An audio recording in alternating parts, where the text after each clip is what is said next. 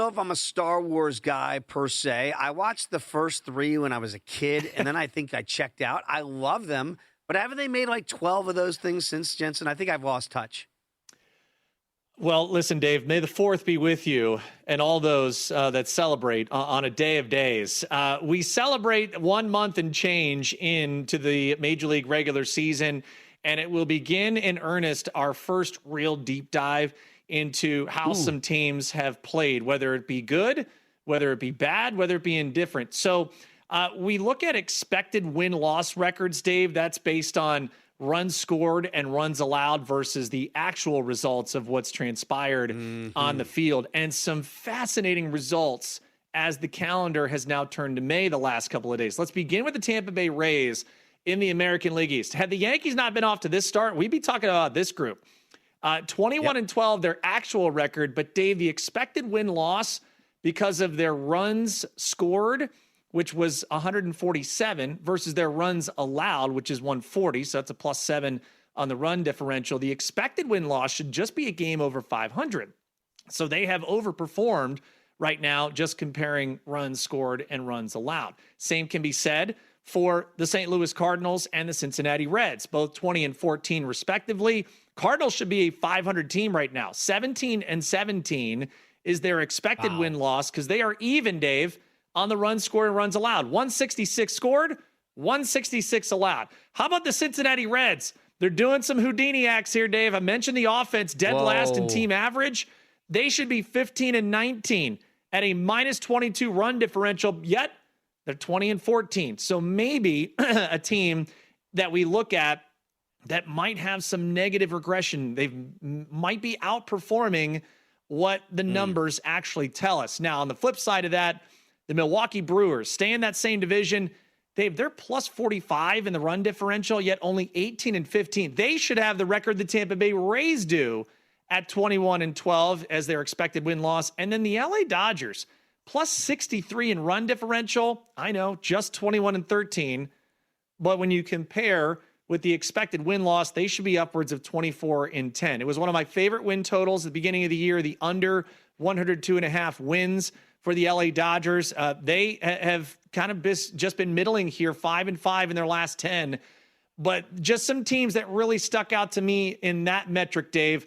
Expected win-loss when you compare runs allowed and runs scored versus the actual record of what's taken place in real life. I do love that. And look, I look at the Brewers right there at 18-15, and their record should be at least 3 games better. And I look at them doing this without Jackson Chourio. Now, he is down here not too far from me, Jensen, AAA Nashville, and he did foul a pitch off his foot during a rehab appearance over the weekend, but apparently those x-rays came back negative. Once you get back a guy like Jackson Chourio in that lineup, I mean, it does signal to me that the Brewers are going to be right here at the end of the year, right? Hold that thought because that'll be another part in your Star Wars saga as we move forward. Dave, The Force Awakens was the film that really brought us back to those that grew up as a child when the original 3 Star Wars were made. And then for those of us that became in earnest, more or older adults, shall we say, it brought us back and extended the story. Well, the story tells us so far that we got a couple of people to look at in the awards market. First of all, Matt Olson to win the National League MVP at 17-1. When you look at some of the numbers here, Dave, he is the only player, according to Fangraphs, that has a 2.0 or higher wins above replacement offensively. All right. Ben Rice leads Major League Baseball in that category at 2.1. But Matt Olson at 17-1 might be some exceptional value, considering Ronald Acuna Jr. just went on the injured list.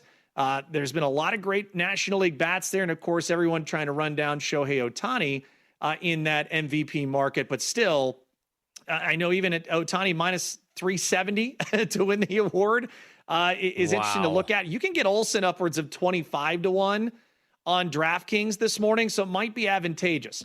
Now, another long shot is Shea Langeliers. If you have not looked at some of the advanced numbers here, only Ben Rice, Aaron Judge, and Yordan Alvarez have a higher offensive wins above replacement right now than Shea Langeliers. And, of course, when you look at that American League MVP market, Aaron Judge, the short shot, +140, Yordan Alvarez, +250. Ben Rice is 22-1. And then it's Shea Langeliers is at 50-1. So something to keep in mind there. The rookie of the year market has really been phenomenal. And I think it bears out when you look at an interesting parlay that you can place on FanDuel.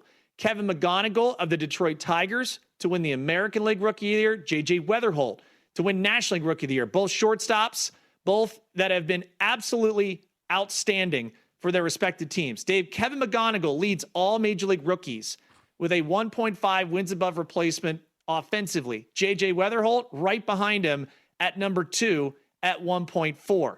These races are going to be great because there's a lot of good candidates, but those two right now lead the pack. And if you're in that kind of, hey, I wouldn't mind taking a little shot on an award market parlay, 14-1 for the top 2 young rookie shortstops in each respective league. Pretty juicy ticket right now this early in the season. There's a couple teams before the season. We'll do some bookkeeping later on this month. I feel really good about my Athletics tickets. I feel really good about my Pirates tickets. I actually feel good about my Fight and Fish, the Marlins tickets. I don't feel very good about my Giants tickets and my Mets tickets. So we got a mixed bag here, but that A's ticket and Shea Langeliers, the way he's off to a great start here, they're in first place right now still in the AL West, looking pretty darn good right now. But again, you're starting to project a little bit, Jensen, here to possible playoffs. So what teams do you have out there at pretty good price points that might be playable? All right, Dave, the movie that started it all in the Star Wars saga was titled A New Hope. And perhaps the calendar turning to may give teams a new lease on life. You mentioned the Brewers and getting Jackson Chourio back here sooner than later, and hopefully Christian Yelich not too long after that.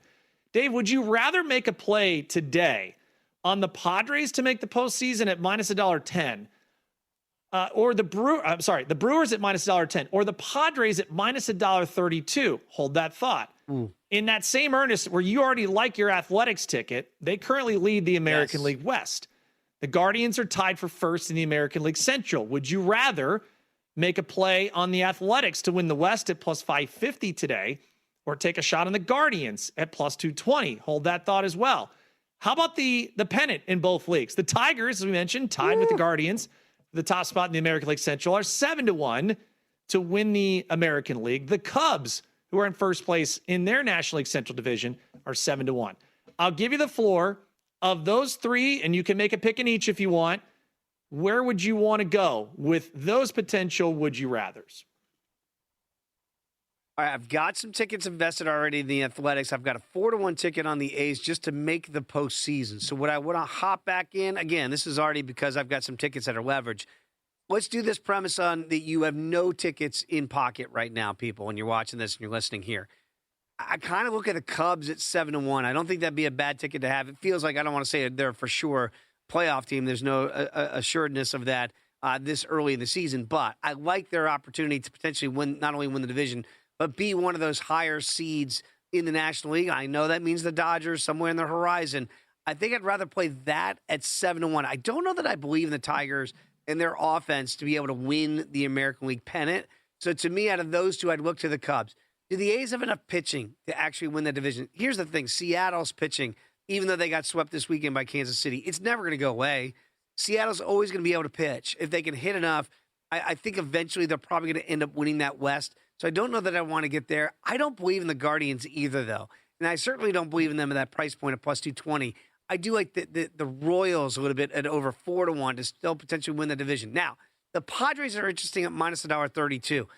I like the Brewers, and I like the price point better at $1.10. And again, Jackson Chourio is going to make a difference at the top of that lineup when he comes back. But that division's really good top to bottom right now. They might cannibalize themselves a little bit there. I think I'd take the Padres at minus $1.32, Jensen. It's something about those guys out west. There's something about them and Tatis Jr. And the lineup's good enough. We know that. The pitching is always good enough.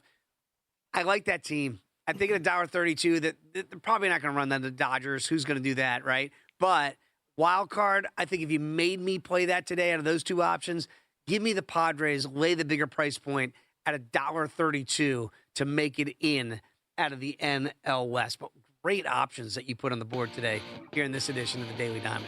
And again, rooting for the Buccos, but I think the pennant, the Cubs at 7-1 makes a little bit more sense. All right, when we come back, let's talk some puck as we're getting into the second season and the second series of the Stanley Cup playoffs. Pete Jensen is going to join the program next right here on VSiN by the Bucs.